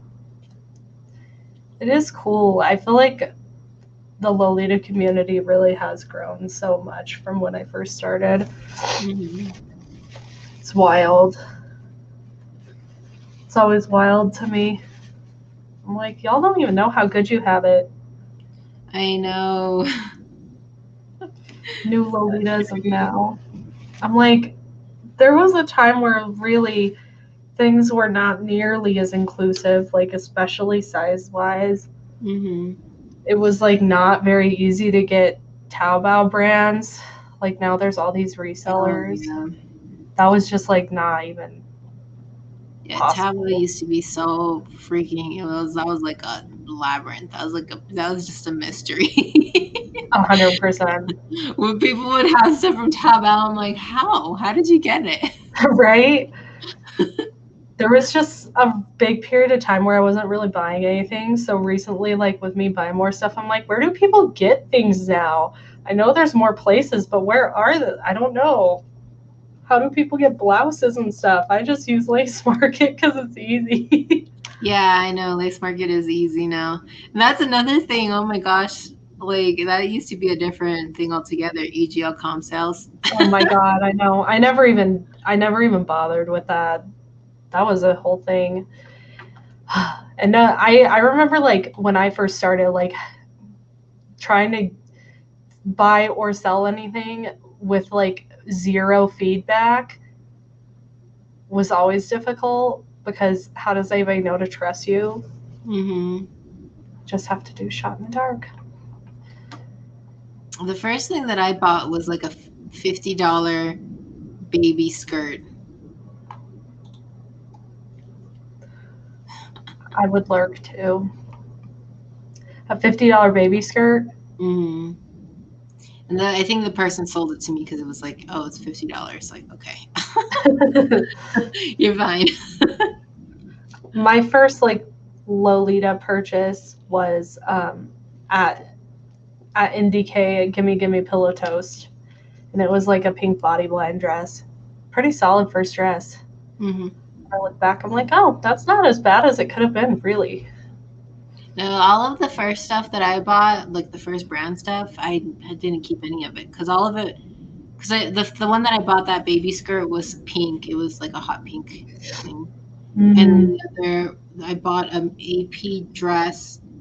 It's it was black with polka dots, and it had that like pink pony. Oh yeah, yeah. I want to say it was like dot pony something. I don't remember, but I know that dress. Yeah, if you see it, you're like, oh, okay, I know what it is. Mm-hmm. But yeah, that was like one of my first dresses too, because a lot of the stuff that I bought when I first started was sweet, and I didn't do sweet. Yeah. One of the first skirts that I ever bought was the Julia Edgestein Last Supper skirt that I still have though. I think that was maybe like my third purchase or something, or like fourth. I feel you so much. I pretty much like switched my whole wardrobe when I was watching Ray's, and I think she was like, this was the first dress I ever got. I was like, I don't have mine. Mm-hmm. All of my first things are pretty much gone. I think the oldest thing I have is an Infanta dress that I got at a swap meet, but I was already like regularly going to meets and stuff by then. Yeah, I had an Infanta one too that I sold, but you actually have the dress. It's the blue, looks like blue and black, and it has a clock on it. Oh yeah, yeah. Yeah, I saw you with it, and I was like, did I sell that to her? Because I used to have that, but no, I guess you didn't buy it from me. Oh, I think I bought it from Allie. That makes sense. It's a skirt. I think I sold it. I think I did sell it at a swap meet, but I don't think it was to you. I think it was at a Colorado Springs one. Mm-hmm. That skirt doesn't fit me right now. I'm very upset. Mm-hmm. And it's the medium size. I was like, no. It's just got no give at all. I was gonna say this dress right here is actually one of my first ones. Oh yeah, from your wardrobe video. It's not like a made for Lolita, but right? You know what? It's Hell Bunny. They have some cute stuff though. Yeah. It's funny, somebody on my Instagram was like, when you said that you could cord this as Lolita, I didn't believe you, but you were doing it. They're like, you really just made me eat my words. Come on, it's easy. Come on. Yeah, when you first said it, because you were holding it up and it was so short. I have to wear an underskirt. That's the only way that I can make it into a Lolita. Yeah, it looks really cute though. I'm looking at the full version. I think you like actually impressed me too.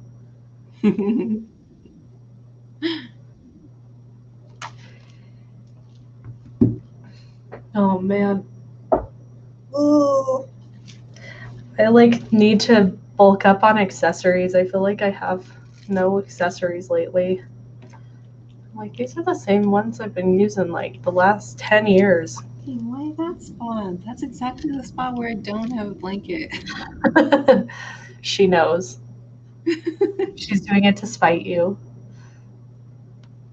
She's so cute. I just see her little nose. Aww. Let's see if I can get her into the... No, kind of. My name wasn't in the way. I was trying to figure out how we could get it to not have names because Ernesto was like, I don't want my name. I don't. Oh, here we go. Well, there she is. She looks like she's glowing with the light. Are you leaving? No, she's like, I'm just getting out of the camera. How did you start getting into the community? How did you find it? Okay, so I wore Lolita by myself for like 2 years or 3 years. Mm-hmm. And then I was like on Tumblr and somebody was talking about their Lolita community. And I was like, what the fuck is that? I'm like, how do I find one? And then somebody was talking about LiveJournal. So that's where I found, like, how I found LiveJournal. because I didn't have a live journal. And then I was trying to find, like, I was living in Las Vegas at the time. And so, because I'm actually from Colorado, but I was living in Las Vegas for 2 years. And I was like, okay, well, let me try to find them. And like, I was looking on LiveJournal for the Las Vegas community, but I couldn't find it. And then I just like randomly had this idea, like, what if I look on Facebook? And then that's how I found it. Okay. You know, I just searched Las Vegas Lolitas, and it came up. And so ever since then, I'm like, okay, all you have to do is just go on Facebook and search where you are, and Lolita, apparently. That's pretty much the way to do it. Yeah. I had like I've been going to Decay, the anime convention, with my friend Natalie. I never liked anime, but she did, and her parents paid for my ticket to go. So I was like, okay, I'll just join them. I can wear Japanese street fashion. And so I would show up in Decorah, and I remember seeing like Janora and Raven and Danielle all wearing Lolita. Like I saw them at Decay, and I think I might have went up to ask one of them. I also saw Brenda before I like met her at Anime Wasabi, and she was like doing like the full like I think she was wearing Sugary Carnival or a dress like that, like the black colorway, and that's like what I really fell in love with. I was like, that's what I want to look like, and I think I asked one of them, and I looked it up on Facebook, but I was only on because we have on the Colorado one, there's the Facebook page that you can like, and then there's the group that you join. Yeah. And I just was liked on the page for forever. And then one of my friends, she was in Lolita too, and she was just learning about the community, and she had heard of a meetup, and so she was going to go, and she invited me. And that's how I found out that there was like actually a group as well as the Facebook page. Mm-hmm. And I didn't know how to use Facebook as well back then. Yeah, I remember that when I was in Las Vegas, because I knew I was going to come back here, I was like looking at the Colorado group, and I remember seeing Raven. I was like, oh wow, like the way she dresses. I know. Yeah.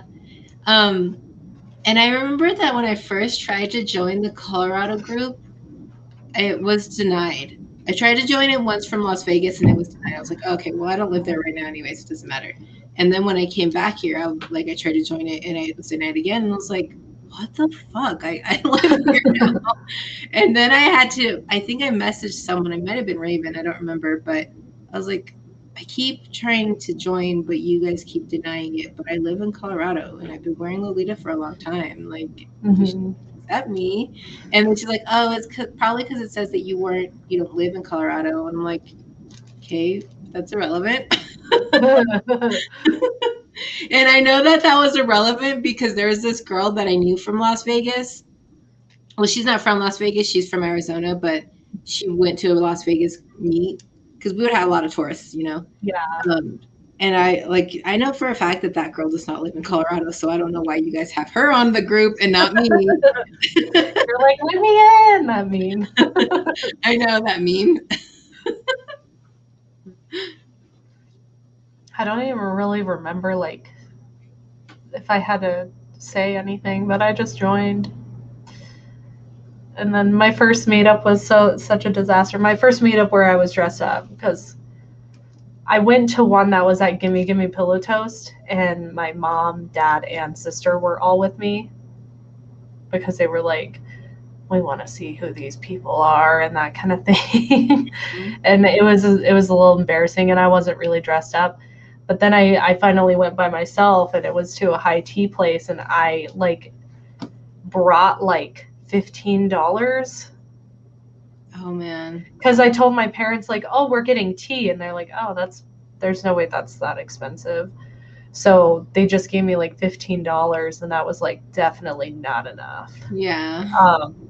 And I felt so bad, but Raven covered me because she's an angel. And I just remember feeling like so bad that I didn't have enough money and like regretting getting anything. I'm like, I should have just not eaten. And then when Nari joined the community and she was in high school and she always had to she never had money. I was like, I'll get you. I remember what that was like. not having money and feeling like you can't participate, but you still want to hang out. That's how I found out high tea is expensive. Yeah. I learned, I mean, I had money, but I was really shocked the first time I went to a meet that was high tea, and it was like 20, what was it, like 20? It wasn't that bad. It was like 25 or something, but I was like, I didn't really eat that much. Yeah, well, when you like go out to a restaurant, you don't usually pay $25 for a meal unless it's like a higher end place. So it is kind of expensive. You just get like cucumber sandwiches and a couple scones and like some tea. It is expensive. And then every time that we've been to Brown Palace, they're like, make sure to bring enough. This is how much it is. The Brown Palace is expensive, though. I like their food. I do like their food, though. Oh, at Brown Palace? Mm-hmm. I should hang it up. Kitty Russian roulette. Pretty much. That's always Daisy. It's like, when you touch her, is it a gamble? Is she gonna stay or is she gonna leave? So touch her, she's like, all right, I'm out. I feel like I'm gonna sneeze. Springtime. What's on your shirt? It's a Sleepy Hollow shirt. Oh. Yeah, it says Sleepy Hollow down here. Are you wearing jeans or are you wearing a skirt? I'm wearing a skirt. I own one pair of jeans. I hate pants. Yeah, same. I gotten like a couple recently because I'm like, I guess if I want to be a part of society, I should wear jeans. Oh man, my mom used to shame me about not having any jeans. She's like, how are you gonna do like work outside? And I'm like, I feel like that's annoying to wear jeans though. Yeah, I know. I know what you mean because I don't like wearing jeans and I prefer not to, but sometimes there are situations where you kind of have to wear jeans, like if you're climbing on rocks or something. Yeah. Or if you're working with certain animals as well, like horses. Like horses for sure. Or like if we went to what is that place called? The Wolf Sanctuary. Oh yeah. Yeah, Sanctuary. Yeah, if you want to meet the animals, they make you wear jeans. They don't make you wear jeans when you're doing like chemistry labs and biology labs, but you can't wear leggings. The options are limited. You pretty much have to wear jeans. Mm-hmm. Or like slacks, but who's gonna wear slacks to a lab? Yeah, right. That was always super hard for me. I'd be like, I don't want to wear pants. When I hire assistants, I usually tell them to wear jeans because for some reason denim, like blue jeans, the hair falls off of it more easily. I could see it. Wear something like kind of thin, like fabric, it could rip because of the dog's nails or whatever. That makes sense. Yeah, I don't wear jeans when I'm working though. I still wear leggings usually, or I wear leather legging, like these like satiny kind of leggings, or windbreaker material. Yeah, that makes sense. Mm-hmm. When I do wear pants at work, they're scrubs. Yeah. I do like having that as an option. Like that's like my go-to. I'm lazy and I don't want to think about what I'm wearing outfit. Mm-hmm. Scrubs. Yeah, and where I used to work, our uniforms were scrubs, but they were made out of windbreaker material. I hated it though. I hate that material.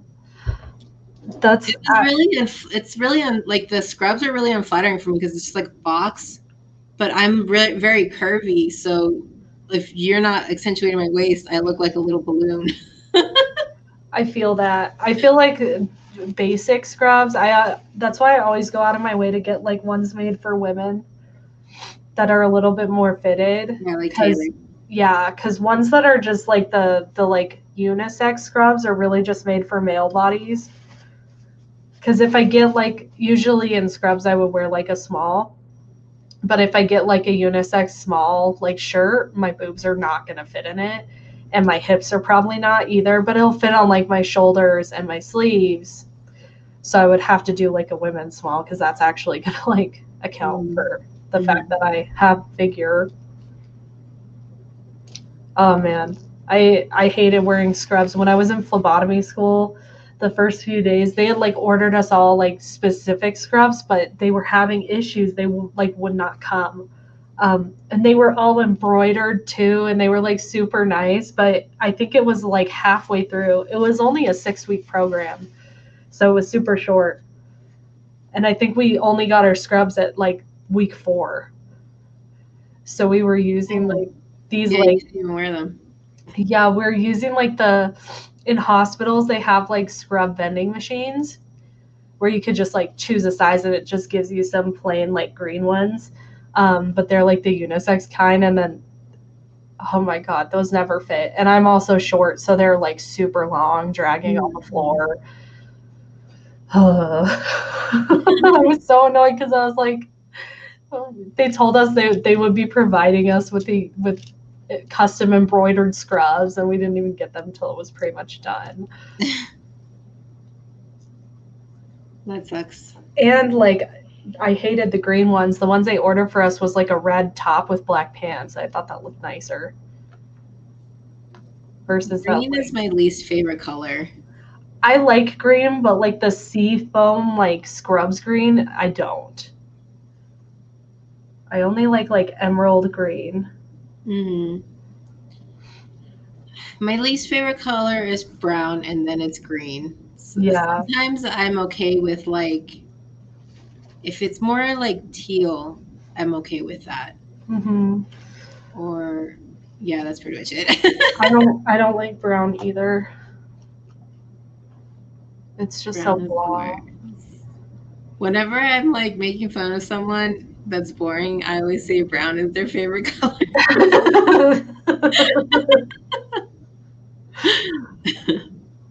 Yeah, because I think Nick's brother and his sister-in-law are very boring people, and I'm like, their favorite color is brown. Brown or beige. Yeah. Because like even gray is a better color than brown. I agree. If I have to choose a neutral, it's gonna be black or gray. Black, white, or gray. That's my go-tos. One of my friends just gave me some brown shoes. I'm like, oh cool, I have exactly nothing to match with this. If somebody tried to give me brown shoes, I'd be like, no, thank you. She gave me like a bag of them. She gave me a bag of them, and there was like black rain boots, which I was like, oh cool, I could use those. And then there were like some gray boots, and then like at the very bottom there were these brown ankle boots, and I was like, oh, those I'm not keeping. I'm gonna give those away. I wonder if Kim would want them. She wears brown sometimes. Yeah. I've just never been into brown. So I kind of surprised myself when I got chest chocolate. I think I was just like blinded by the fact that it was a dress that I felt nostalgia for. Because I was like, in reality, I have nothing to match this at all. I barely even own anything ivory. Like, this is not my style, even a little bit. Yeah, that's so Unico and Bloomland, that was one of my first dresses too. That might have been like my 5th dress or something. That one I still have, and I won't get rid of it because it's cute. That was one that I bought that I was like, want to buy. I put a want to buy post on. Oh. Yeah. You were going for that dress. Yeah, I did. It's cute. It's so funny. That's your sweet one, right? I loved it when you said that there was that comment, you still look gothic in it, because I felt the same exact way. And I was like, yeah, somehow it has all the sweet like check marks, but it still looks gothic on the call. I think it's because I was wearing like dark makeup, and then my hair was still like, kind of a little bit teased from it. So I liked that's it. how I would have worn it anyways, though. I liked it. I thought it looked super cute. I was like, I love this actually. Gothic sweet. That was really funny to me though, because I was like, damn, even when I'm trying to be sweet. I think it would be cool to do on our channel like style swaps. Like just like have like somebody pretty much choose, like one of us choose our outfits for each other. Like I think like it would be really funny to see Ray choose your outfit because y'all's style is just like literally the complete opposite. Yeah, opposite. Maybe Nari could style me and I could style her. Because I never wear sacks ever. And then like style from our own closet or style from like the opposite closet? That's a good question. It would be fun from the other closet, probably, because I don't have a whole lot that could fit. I feel like that would be like if you wanted to. Like if Ray's like, this is the dress for you. We could do that. That would be cool. I think it'd be funny. I would just love to see like how everybody would look not in their styles at all. Like Chantel and Meredith. Chantel could be like lavender and pink. I know she likes lavender and pink. And then like Meredith could be like full on chocolate Lolita. I feel like that would be a little unflattering on Meredith. You think so? Yeah. I'm like trying to picture and I'm like, I don't think brown is Meredith's color. Yeah, that's true. I mean, Chantel has 3 different colorways of chest chocolate as far as I know. She has the ivory OP. That might be better, the lighter one. I'm always impressed with Meredith's ability to just be like so good at Lolita right off the bat. I looked at her first coordinate a while back and I'm like, this is still really good for her first one. Yeah, she's really good at it.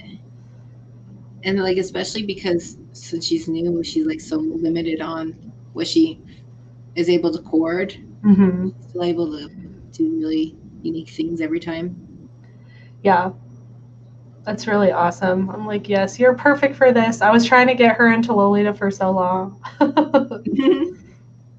It's like, wear it, do it. Anytime anybody's like, I kind of like it. I'm like, here, join. Wear the thing. I was trying to get my friend Danny into it. And I was like, are you interested in Lolita? She's like, kind of. And I showed her pictures and stuff, but she didn't like the JSKs. She's like, I don't like those overall ones. Like, I would prefer to wear the skirt. I'm like, well, it's not overalls. She's like, but it looks like overalls. She kept calling it overalls. And I'm like, it's not overalls. That's funny. Because I'm like, it's a real dress. Like, you can wear the dress without the blouse. People just wear it with the blouse. True. She was like, I would wear the skirt with the blouse, but I don't think she doesn't want to be like all covered up is what it was. Oh. Yeah, and when I was showing her pictures of stuff, like most of it she didn't really like. It is a lot of like layers. For people who aren't used to it. I did notice that because I was trying to find what style she would actually like, and it seemed like she kind of liked bittersweet. Like she didn't like it when it was full goth, and she didn't really like it when it was sweet. She's like, it looks like a baby. Yeah. Yeah, I feel that. I just feel like pastels look the pastels do not suit everybody. Like I definitely feel like pastels look horrible on me. Oh my gosh. I feel like really uncomfortable when I'm wearing only pastel. I feel that. Although it's weird because I can wear all white and feel okay. So I don't know. That is interesting. Yeah.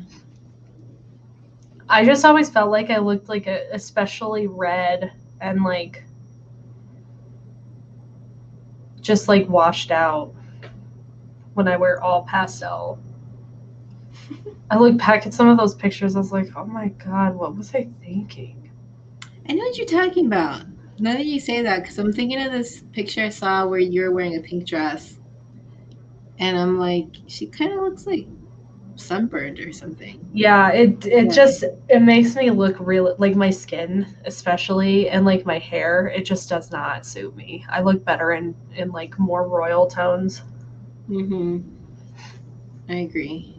Or if there's some black to balance it out, like some of my better outfits with that pink dress, I was matching it with black, so it wasn't so harsh. I feel like with the all pastels on my skin tone, it's not a look.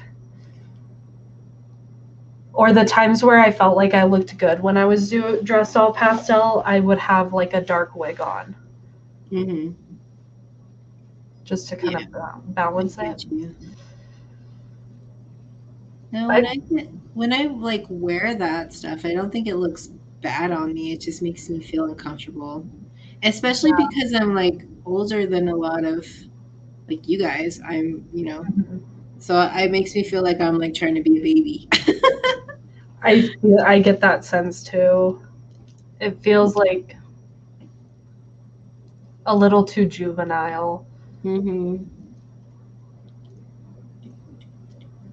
I think that's a large reason why I stopped doing sweet as much too. I like the more mature sweet, like kind of like look like a little bit more on the elegant side rather than like the super, super sweet, like chunky bracelet, like all the accessories, like OTT style. Yeah, no, I get you. Like, okay, so another thing about it is because I'm also very short, and it makes me feel more like, because Ray, for example, is very tall, so she doesn't look like a baby when she's wearing it. That's true. That's true. That's a good point. Yeah, I feel like it's also like, I think I've mentioned this before, but when I'm wearing Gothic, I don't feel like I stand out as much. Like when I'm out in the real world, I feel like people aren't like gawking at me nearly as much as if I'm in sweet. Yeah, that's something we said. I was during the tier wine thing. This is fraying. I'm sorry. Yeah, during the tier wine thing, I got a question. I think you might have been out of the room, but I got a question that was like, what was something that you were like told while wearing Lolita? Like the worst thing you ever been told? And I'm like, well, because I do Gothic, I don't really get that much bad people, like things saying bad things about me. Like the worst that I've ever really gotten is when I'm with sweet Lolitas and they're like, I like your cosplay. Yeah. I feel like people, like just the general public's a lot more familiar with goth fashion just as a whole. So when they see goth Lolita, they just assume it's just goth fashion. Yeah. And I think that like, because a big part of goth fashion is like historical Gothic, Victorian Gothic. And so I think that people just assume that it's that. Yeah, I completely agree. I will say I like, if I'm wearing Lolita alone, I would prefer to wear Gothic because I just feel like it causes less. People pay less attention. And when I think just the dark color doesn't stand out as much either. Yeah. Yeah, I agree. Like a pastel is like really bright in your face. It's like, oh my gosh. Most people wear dark colors a lot. Yeah, that's true. People don't wear pastels in real life. It's true. It is true, though. Especially adults. Unless they're trying to be like 80 sometimes. That's true. It's always funny to me when like my patients come in, like little kids, and their parents are like, oh yeah, like I wish they made adult clothes like this. I'm like, they do. They do. J fashion, actually. Are you wearing press-on nails? Yeah, I always do. Oh. So are you not allowed to have real nails at work or long nails at work? I can have longish nails. Well, really, there's no rules for my nails at work, which is unusual for healthcare. Mm-hmm. Usually, you're not allowed to have anything on your nails, but my job is very chill. So I wear press-on nails, but if they're too long, I can't draw blood. Oh. So that's why I don't have like way longer. Yeah. I just love having nails, and I also, if I don't have them, I'll pick at my cuticles. I can't function if my nails are too short. Like, I don't know how to do stuff. That too. I just feel like they're nubs, and I don't know what I'm doing. Yeah. I'm like trying to scratch. I'm like, I can't scratch myself. Or I'm trying to like, I don't know, do anything. And I usually use my nails for it. And I'm like, I don't know how to do this. I completely agree. Whenever people are like, how do you live with nails? I'm like, how do you not? Yeah. I don't know what life is like with short nails. Yeah, I've always had long nails. Mine are my own nails, though. Mm-hmm. My own nails get pretty long, too. Some of them underneath here are pretty long. I sometimes have to cut them to fit under the fake nails I wear. But yeah, I mostly wear them so I don't pick at my cuticles because that's like a huge problem. And Mm-hmm. especially like at work, I don't want to be having open wounds that just like anything can get in at any time. I do that. Right on my hand. Yeah, I pick up my cuticles till they bleed. Yeah, I do that. Yeah. It's This bad. is like the only thing that stops me because the fake nails are not sharp enough to even do any damage. It's like very dull. My real nails are extremely sharp. What do you mean they're sharp? They're like very sharp. I can do some damage with them. they're like maybe it's because they're thin. I don't know, but like the fake nails are really thick, like pieces of plastic, so they don't like really scratch very well. Not like my real nail does. Oh no, my nails are usually pretty thick. But if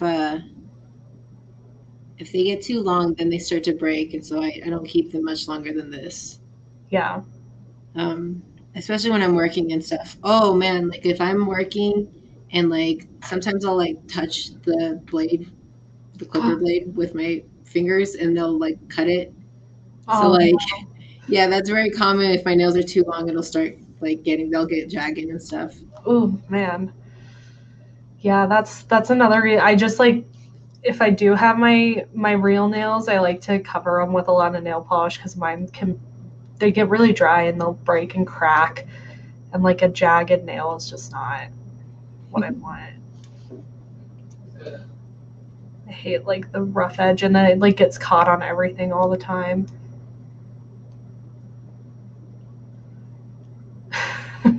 There's just so much hair. It's all over me. It's like that time of year. They're shedding their coats. Yeah, but she's an indoor cat. She's always shedding. It's all over right here where she was. So much for the blanket.